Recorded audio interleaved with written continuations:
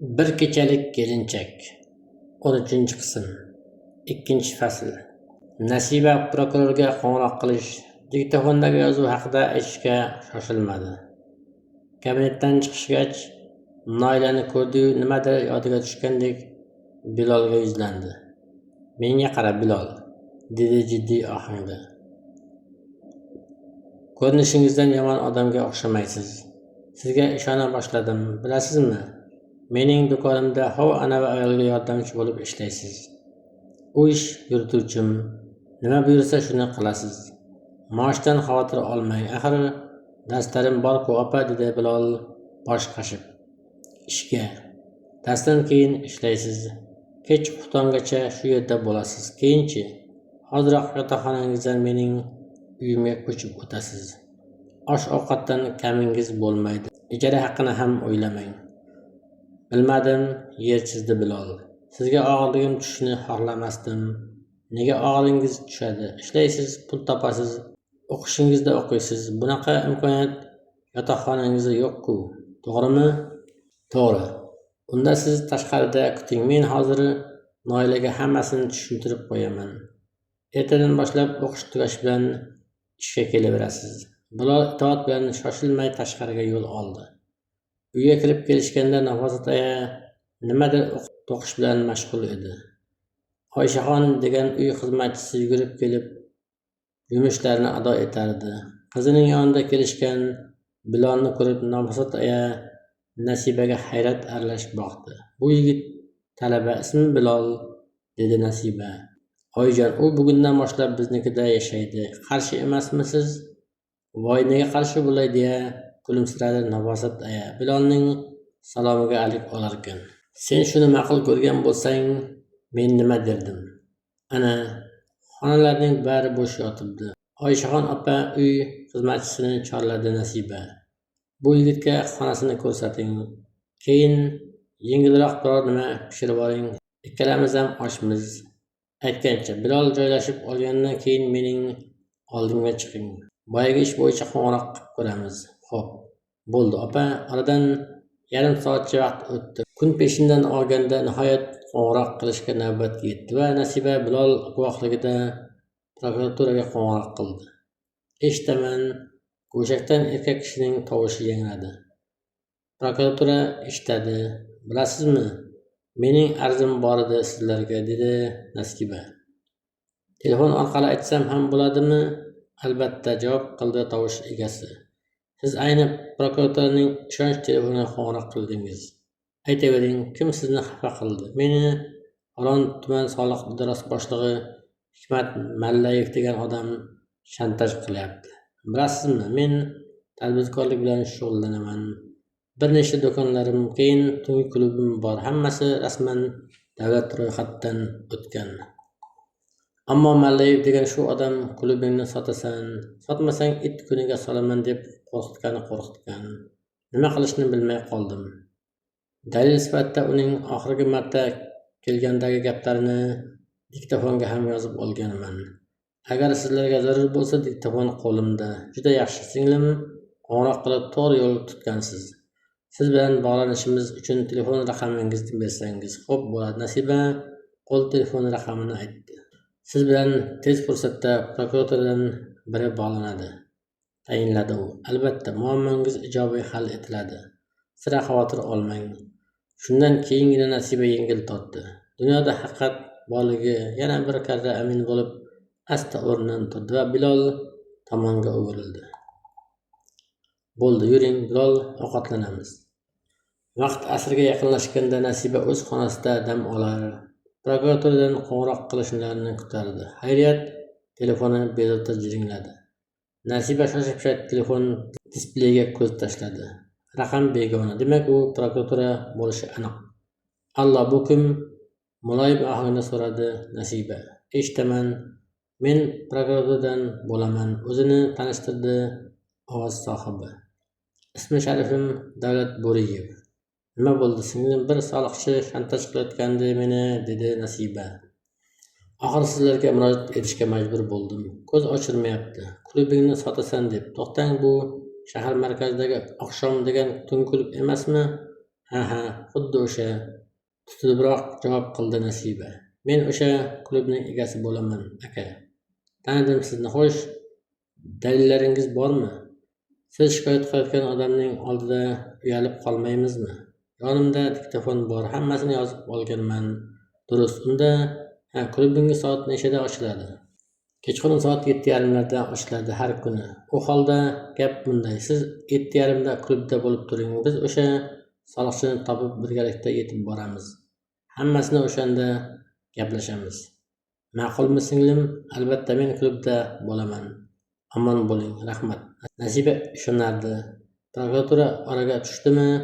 Soliqchisi ham, boshqasi ham ip ishonmaydi. Ayniqsa diktofondagi o'xshash dalil qo'lingda bo'lsa, marra seniki. Kechqurun soat 8larga yaqin xuddi o'sha prokuror soliqchini va qurollangan 4 militsionerni yetaklagancha kirib keldi. Nasiba hayron edi. Militsionerlar nega kerak bu ishda? Nimaga bu haqda miq etmadi? Unda prokuror salom alikdan so'ng baland bo'yli, ko'z qarashlari o'ta jiddiy prokuror militsionerlarga nimadir dedi-yu, kabinetga yo'l oldi. Militsionerlar tashqarida do'konda qolishdi. Xo'sh, singlim shoshilmasdan so'z boshladi prokuror o'tirishgach. Demak siz ekansiz-da shu klub egasi. Ha, men, dedi Nasiba beixtiyor ko'ngil g'ash tortib. Ammo bir narsani tushuna olmay turibman. Nimani tushunmadingiz, singlim? Militsionerlar nima qiladi bu yerda? Ha, ularmi? Xavotir olmang, bugun reydlari bor ekan. Iltimos qilishdi, boshlab kelaverdim. Sizga yaxshi-ku, biz ketguncha hamma yoqni tekshirib, tozalab qo'yishadi. Yomon odamlar bo'lsa haydab solishadi, mayli. Keyin qani o'sha diktofoningiz? Nasiba shosha-pisha sumkachasidagi diktofonni olib prokurorga uzatdi. U erinmasdan suhbatni tingladi. Shu orada bir Nasibaga, bir soliqchi Bilolga qayta shubhali nazar tashlab olishni da unutmadi. Juda soz, dedi oxiri diktofonni Nasibaga qaytarib. Yaxshi gaplar bo'libdi. Xo'sh aka, siz nima deysiz? Soliqchi nihoyatda achchiqlana boshlagan, yuzlari qizarib-qiraganidan, barmoqlari ohista titrab ketayotganidan aniq-tiniq sezilib turardi. Nega bu singilni xafa qildingiz? Soliqchi hali og'iz ochishga ulgurmay eshik ochildi va militsionerlardan biri qo'lida oppoq kukun solingan xaltacha bilan kirib keldi. Uning ketidan esa Nasibaning ishchilaridan biri Nodir ismli 18 yoshli yigit kirdi. Kechirasiz, Samin aka. Shundagina Nasiba prokurorning ismi Samin ekanini bildi. Uchrashgandayoq o'zini tuzuk quruq tanishtirmagani alam qildi, lekin lab tishlab qo'yishdan nari o'ta olmadi. Mana bu yigitchaning yonidan topdik. Marhamat, o'zingiz ko'rishingiz mumkin. Prokuror qo'liga xaltachani oldi da aylantira Nasibaga yuzlandi. Singlim, bu nimasi? Narkotik savdosi bilan ham shug'ullanasizmi? Nega unda o'z ixtiyoringiz bilan ayta qolmadingiz? Buning o'rniga mana bu okaxonni aybdor qilib o'tiribsiz. Shantajiga chiqarib yuribsiz. Ayb o'zingizda ekan-ku. Ha, men ham xuddi shunday aytgandim. Soliqchi birdan jonlandi. Narkotik sotilayotganini, buzuqi qizlar Xuftondan keyin klubga kirib kelib, ifloslik qilishlarini o'z ko'zim bilan ko'rganim uchun aytgandim. Bu bo'lsa meni qip-qizil tuhmatchiga chaqirib o'tiribdi. Ana, Saminboy, o'zingiz ko'rdingiz hammasini. Nasiba bunday bo'lishini yetti uxlab tushida ko'rmagandi. Ammo ro'parasidagilarining qanday odamlar ekanini bilardi. Muddaosini ham shu lahzalarda anglay boshlagandi. Tillari bir ekaniga sira shubhasi qolmagandi.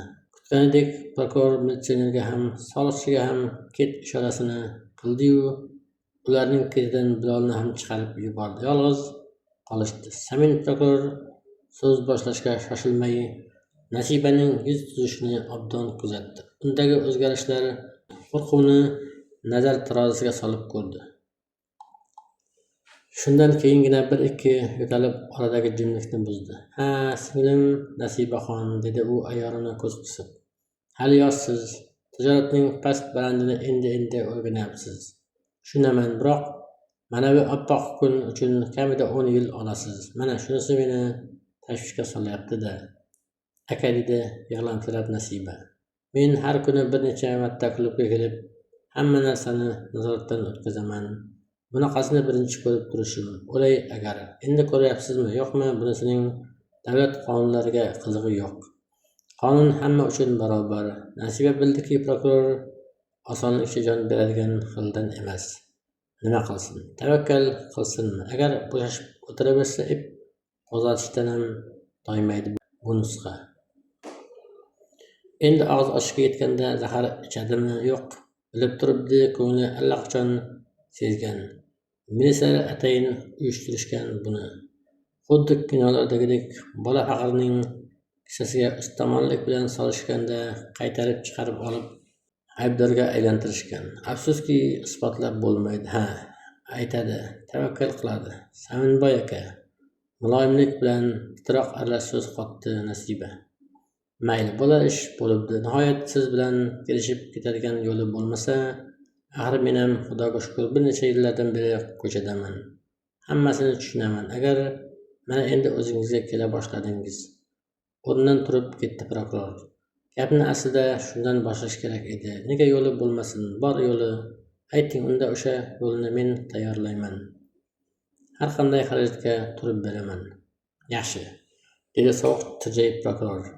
Unda eshiting. Bugundan boshlab siz shaxsan menga har oyda ulush to'laysiz. Evaziga siz ham, klubingiz ham mening himoyamda bo'lasizlar. U ulush, ha, tushundim. Aytgancha, qancha? Prokuror shosha-pisha stol ustidagi ruchkani qo'liga olib, bir chetdagi oppoq qog'ozchaga nimalarnidir yozdi va Nasibaga uzatdi. Nasiba qog'ozga ko'z yugurtirdi-yu, esxonasi chiqib ketayozdi. Sal bo'lmasa qichqirib yuborayozdi. Biroq darrov o'zini qo'lga oldi. Ayni lahzada garchi bu nusxaga nisbatan nafratda ming chandon oshgan bo'lsa-da sezdirmadi. Majburan kulimsirab prokurorga boqdi. Mayli, men roziman.